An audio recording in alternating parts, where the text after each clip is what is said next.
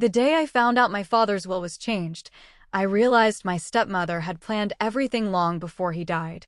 My name is Emma, and I'm 23 years old.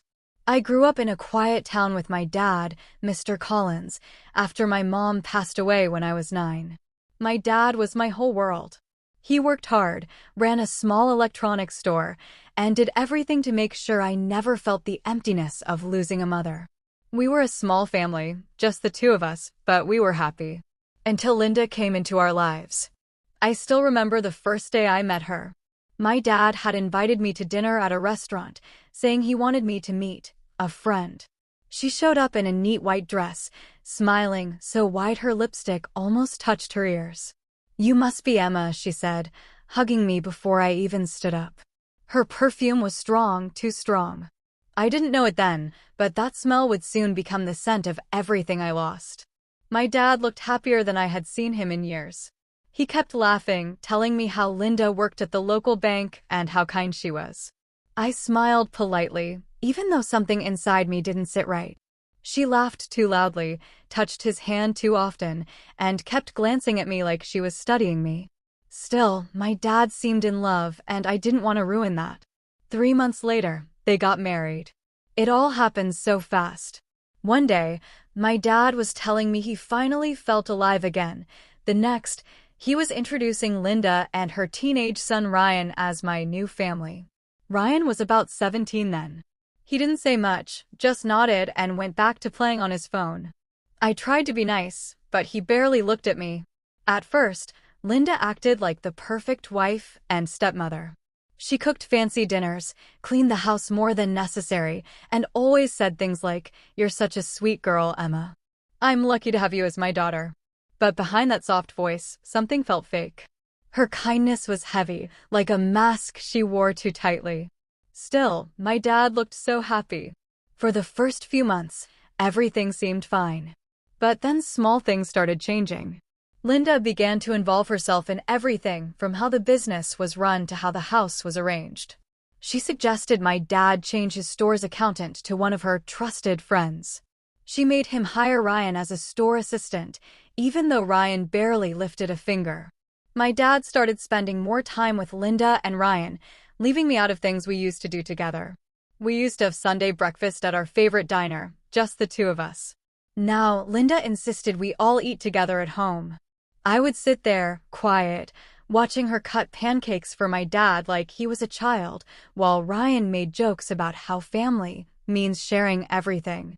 Then, things took a darker turn. My dad began to look tired all the time. He complained about headaches and feeling weak. Linda would always say, "Oh, he's just stressed from work. I've been giving him vitamins." But his health got worse. He lost weight, his skin looked pale, and some days he could barely stand up. I begged him to see another doctor, but Linda said she already handled everything. "Don't worry, Emma," she told me once, her tone sharp. "Your father is fine. You worry too much." But I knew something was wrong. One night, I woke up around midnight and heard whispering from my dad's room. The door was slightly open, and I saw Linda sitting beside his bed, feeding him something with a spoon. My dad's eyes were half closed, his voice weak. I heard him say, "Please, no more." Linda noticed me and quickly smiled. "Oh, Emma. He's just taking his medicine. Go back to bed, honey." The next morning, my dad could barely get out of bed. 2 weeks later, he was gone. The doctor said it was sudden heart failure. I didn't believe it. My dad never had any serious health issues before Linda came. He was strong, always on his feet. And the weird part? Linda didn't seem shocked or heartbroken. She cried at the funeral, yes, but her tears felt like a performance. She wore all black with a black hat, even though she'd never worn hats before. She stood beside the casket like she was waiting for something, maybe the moment everyone would finally look at her and feel sorry. That night after the funeral, I couldn't sleep. The house was quiet except for the wind. I went downstairs for water and saw Linda standing in the living room, facing my father's portrait. The lights were off, but the moonlight from the window made her face visible. She was whispering something, too low for me to hear. I froze at the stairs. Then I heard her say softly, "You should have listened to me, darling." You always loved her too much. Her voice was cold. Not the voice of a grieving wife, but of someone angry, even hateful. The next morning, she acted as if nothing happened. She made breakfast, humming, wearing perfume stronger than ever. She smiled and said, "Emma, we need to talk about the will soon. Your father wanted me to handle everything. Don't worry, I'll take care of you." But the way she said, "take care of you," made my stomach twist. Ryan barely looked at me. When I tried to talk to him about my dad, he just shrugged and said, "Guess that's life. People die." Then he laughed. That was when I realized I wasn't safe in that house anymore. I didn't know what Linda had planned, but I could feel it. Something dark was coming. And deep down, I already knew my father's death wasn't just bad luck. It was a setup. A plan that started the moment Linda walked into that restaurant, wearing that same strong perfume that still haunts me every time I smell it. After the funeral, everything changed faster than I could process. The house felt empty, but not in a peaceful way. It felt wrong, like the air itself was heavy. My father's voice no longer filled the rooms, his laughter didn't echo from the hallway. All that was left was Linda's perfume and Ryan's footsteps. For days, I stayed in my room, unable to eat or sleep. I kept waiting to wake up and realize it was just a bad dream. My dad couldn't be gone. He promised he would always be there. But reality doesn't care about promises. About a week after the funeral, Linda called me downstairs. She was sitting in the living room with a man in a gray suit. Her red lipstick was perfectly done, as if she'd been preparing for a celebration, not a legal discussion. "Emma, this is Mr. Harris," she said, smiling faintly. "Your father's lawyer." The man nodded politely. "I'm sorry for your loss," he said, adjusting his glasses. "We just need to go through the reading of your father's will. It's a formality, but important." I sat down, still numb, clutching the little silver locket my father gave me years ago.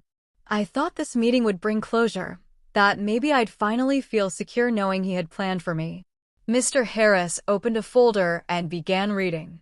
At first, it sounded normal. Some money for charity, instructions for the store to keep running. Then his tone changed. "To my beloved wife, Linda Collins, I leave the family house, the business, and all financial assets. To her son, Ryan, I leave my car and the remaining savings." He kept reading, but I didn't hear the rest. My ears rang. My hands went cold. I interrupted him. "Wait, what about me?" My father promised. He said the store and house would be mine one day. Mr. Harris looked uncomfortable.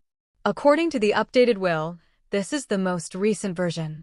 It was signed 2 weeks before your father passed." 2 weeks. I repeated, my voice shaking. He could barely hold a pen 2 weeks before he died. How could he even sign anything? Linda smiled. That same fake smile she'd used since the first day I met her. "Your father wanted to make sure his family was taken care of, Emma. He loved you, but he knew I could manage things better." Her words burned through me. Manage things better. That's what she called stealing everything from me. I turned to Mr. Harris. "Can I see the signature?" He hesitated, then handed me a copy. My father's signature was there, but something was off. It looked shaky and uneven, nothing like the neat, firm signature I'd seen my whole life. My father had taught me how to sign my name beside his when I was younger. I knew how he wrote every single letter. The one on that paper didn't look right. "This isn't real," I said quietly. "He didn't sign this." Mr. Harris frowned. "I understand this is emotional, but I assure you everything appears legal." Linda leaned forward. "Emma, your father was very sick. He wanted peace. He didn't want arguments about money after he was gone." Her tone was calm, but her eyes were cold. She was enjoying this. Every word she spoke felt like a knife. I wanted to scream, to tell her she was lying, but I couldn't. My voice was gone. My father was gone. And now, everything he worked for was gone too. That night, I went to my father's room. Linda had already taken most of his things, his clothes, his files, even his watch. The only thing left on the nightstand was a photo of me and him at the beach, taken years ago. I sat on the bed and cried until I couldn't breathe. Then I noticed something odd. The drawer beside the bed was slightly open. I pulled it out fully and found a piece of paper wedged inside. It was a note written in my father's handwriting. It said, "Emma, if anything happens to me, don't trust Linda. She's not who she says she is. Protect yourself. Keep the locket close." My whole body froze. My father knew. He knew something was wrong before he died. I ran downstairs to show Linda the note, but when I got there, she was standing in the kitchen, pouring herself a glass of wine. Her lipstick had faded, and she looked tired, but still smug. I held up the note and shouted, "What did you do to him? Tell me the truth." She looked at me for a moment, then smiled faintly. "Grief makes people imagine things, Emma. You need rest." When I insisted, she snatched the note from my hand before I could stop her. "You shouldn't hold on to lies," she said. Then she threw it into the fireplace. I screamed and tried to pull it out, but it was already burning. The flames reflected in her eyes, and she whispered, "He was mine. You need to learn that." I ran to my room and locked the door. That night, I heard footsteps in the hallway. Slow, heavy steps. I thought it was Ryan, but when I opened the door, no one was there. The house was silent again, too silent. The next morning, Linda acted like nothing had happened. She wore a bright yellow dress and told me the lawyer would be finalizing the property transfer soon. She even made pancakes as if we were still a family. Ryan smirked at me across the table. "Guess Dad really liked Mom's cooking more than yours," he said, laughing. I wanted to throw the plate at him. Instead, I just stood up and walked away. But deep down, I made a promise to myself. Linda might have stolen my father's will, but I would find out the truth. Something inside me whispered that my father's death wasn't natural. He left me that note for a reason. And if Linda thought she could erase him completely, she was wrong. I could still feel his presence in the house. Some nights, when the lights flickered, I swore I heard his voice whispering my name. "Emma, find the truth." After the will reading, the house didn't feel like home anymore. Every room felt colder. I barely spoke to Linda or Ryan, and they didn't seem to care. Linda was too busy rearranging everything my father owned, and Ryan acted like the place already belonged to him. She replaced the family photos on the walls with her own, pictures of her and Ryan smiling like models. My father's portrait that used to hang in the living room disappeared overnight. When I asked where it went, Linda said she moved it to the attic. But when I checked, it wasn't there. One evening, I decided to visit the store, my father's electronics shop. The employees looked uneasy when I walked in. One of them, a middle-aged man named Mr. Brown, quietly pulled me aside. "Miss Emma," he whispered. "I'm sorry about your father. Things haven't been right since he got sick." "What do you mean?" I asked. He glanced toward the back office where Linda had installed one of her trusted people. "Your stepmother came here often, even before your dad got really ill. She told him to change some papers about the business ownership. He didn't want to, but she kept insisting." He looked scared, Emma. Not just sick, scared. My stomach tightened. "Do you think she—" He cut me off, looking nervous. "I don't want to say too much. Just be careful, okay? That woman doesn't like people asking questions." When I got home, I found Linda sitting at the dining table with a glass of wine, sorting through my father's files. "Where have you been?" she asked casually. "At Dad's store," I said. Her expression changed instantly. "Oh? Did you speak to anyone?" I hesitated. "Just Mr. Brown." Her lips tightened, but she said nothing. She just gave me that fake smile and said, "You shouldn't go there without me, dear. People love to gossip." Something about her voice made me shiver. That night, I locked my door before sleeping. A few nights later, I woke up to the sound of footsteps in the hallway again. Soft, dragging steps. I thought it was Ryan, so I called out, "Ryan, stop playing around." No answer. Then I heard it again, slow steps, closer this time. My heart started racing. I grabbed my phone and turned on the flashlight. When I opened my door, the hallway was empty. But one thing caught my eye. The picture of my father that Linda had removed was now lying on the floor near the stairs. The glass frame was cracked in half. I picked it up, trembling. There was something written on the back of the photo in my father's handwriting. "Don't trust her." My hands shook so badly I almost dropped it. I hid the picture inside my closet, under a pile of clothes. The next morning, I tried to act normal. But Linda noticed I was jumpy. Over breakfast, she said in her calm, syrupy tone, "You've been looking tired, Emma. Maybe you should visit a doctor. Stress can make people imagine things."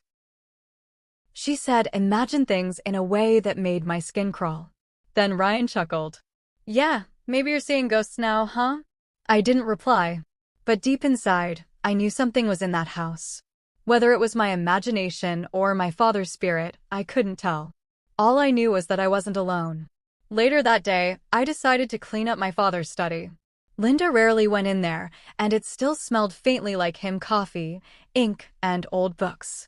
As I wiped the desk, my fingers brushed against something wedged behind one of the drawers. It was a small brown envelope. I opened it carefully. Inside were a few folded papers and a USB drive. On one of the papers, my father had scribbled, "Keep this safe. If anything happens, give it to Mr. Brown." My heart pounded. I plugged the USB into the computer. There were scanned copies of documents, property titles, bank statements, and 2 versions of his will. The older one clearly showed I was the main heir. The newer one, the one Linda used, had a shaky signature that looked slightly different. He knew she changed it. He knew. Just as I was about to print them out, the study door creaked open. Linda was standing there. "What are you doing?" she asked sharply. My throat went dry. "Just cleaning." She stepped in, her eyes starting to the computer screen. "You shouldn't touch your father's things," she said softly. Then she walked closer, her tone turning colder. "He didn't want you to dig into the past, Emma. It won't bring him back." I quickly closed the files and said nothing. Her eyes lingered on me for a few seconds too long before she finally turned and left. My hands were shaking. I ejected the USB and hid it in my shoe. That night, I barely slept. Every sound made me jump. Around midnight, I heard something fall downstairs. I grabbed a flashlight and went to check. The photo of my father was back on the wall, but this time, it was tilted slightly, and there was a small scratch mark running across his face. I stared at it, terrified. Then I noticed something else, the smell of my father's old cologne in the air. It was faint but real. "Dad?" I whispered. No answer. But the light flickered twice, and for a split second, I swore I heard his voice low and soft saying, "She lied." The next morning, I told Linda I wanted to visit my father's doctor to get his medical records. She went pale. "Why?" she asked quickly. "I just want to understand what really happened to him," I said. Her lips tightened. "There's no need for that. The doctor already explained a heart failure." But when I insisted, she slammed her cup down and snapped, "Let it go, Emma. He's gone. Stop clinging to the past." Her sudden outburst shocked me. Ryan was sitting at the table, watching silently, almost smirking. Linda noticed him and immediately softened her tone. "I'm sorry, dear. I just don't want you to hurt yourself." But I knew then she was hiding something. And whatever it was, she didn't want me to find it. That night, I packed my bag, slipped the USB into it, and left the house quietly. I didn't know exactly where I was going, but I knew I had to talk to my father's doctor and to Mr. Brown. Because whatever Linda did to my father, I was finally ready to uncover it. And even if she thought she'd won, the house itself whispered otherwise. When I reached the gate, I heard it again, my father's voice, faint and tired, carried by the wind. "Emma, don't stop." The next morning, I took the first bus out of town and went straight to my father's doctor's office. My hands wouldn't stop shaking the whole ride. I didn't know what I was looking for, but I had the USB and my father's note. I needed answers. When I got there, I asked to see Dr. Jacobs, the same doctor who had treated my father during his illness. He looked surprised to see me. "Emma," he said softly, "I didn't expect you. How are you holding up?" I didn't bother pretending to be okay. "Doctor, I need to know the truth about how my father died," I said. "Please don't tell me it was just heart failure. It doesn't make sense." Dr. Jacobs hesitated. He looked around as if making sure no one was listening, then closed the door behind him. "There were things about your father's condition that didn't add up," he said quietly. He was showing symptoms that didn't match heart problems, nausea, dizziness, and sudden confusion. "I ordered more tests, but your stepmother canceled them." I felt my heart drop. "She canceled them?" Why would she do that? He sighed. She said your father didn't want to continue. But when I spoke to him alone, he seemed scared. He tried to tell me something, but she walked in before he could finish. I swallowed hard, my throat burning. Do you think she poisoned him? He looked down. I can't say that without proof, Emma. But if you have anything, letters, notes, or documents, it could help you reopen the case. I nodded slowly. I had proof, the USB, the forged will, and the letter he wrote me. Before I left, Dr. Jacobs gave me a copy of my father's medical records. Take care, Emma, he said. Whatever you find, be careful. People who hide things that dark don't stop easily. That night, I stayed at a friend's apartment. I emailed everything from the USB to Mr. Brown, the store manager, explaining what I found. He replied almost immediately. I'll handle this. You did the right thing. Stay away from the house until we figure this out. But part of me couldn't stay away. My father's voice, the one I kept hearing, wouldn't let me. So the next evening, I went back. When I entered the house, it was silent. Too silent. The lights were off, and the air smelled faintly of wine and Linda's perfume. I walked slowly through the hallway. Every step echoed like the house was breathing. Then I heard voices coming from the study. I froze. Linda and Ryan were inside, arguing. You shouldn't have touched that drawer. Ryan hissed. She was snooping. Linda snapped. If she goes to the police, we're finished. There was a pause, then Linda's voice dropped to a whisper.